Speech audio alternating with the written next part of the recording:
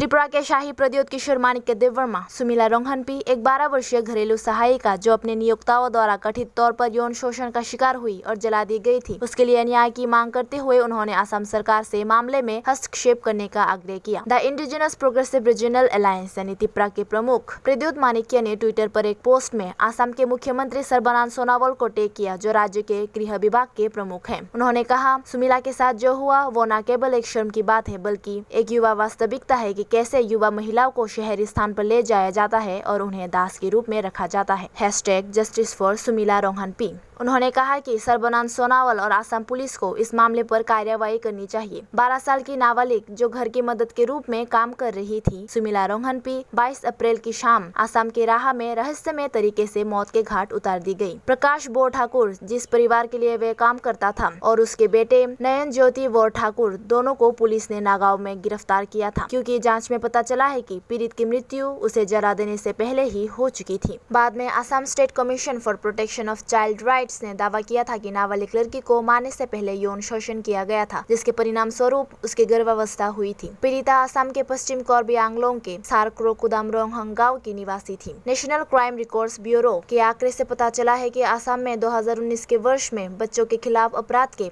6,608 मामले दर्ज किए गए, जो कि भारत के किसी भी अन्य पूर्वोत्तर राज्यों में से सबसे अधिक है, और यह साल दर साल बढ़ रहा है। इन मामलों में बलात्कार के साथ हत्या की 3 घटनाएं थी, जो कि अन्य पूर्वोत्तर राज्यों के साथ साथ अन्य मामलों की भी सबसे अधिक संख्या थी। मेघालय, जो पूर्वोत्तर राज्यों के बीच दूसरे स्थान पर था, असम की तुलना में केवल 379 मामले दर्ज किए गए। असम में 69 पीड़ितों के साथ चाइल्ड लेबर अधिनियम के तहत 68 मामले दर्ज किए गए, जो शिकार में पड़ गए।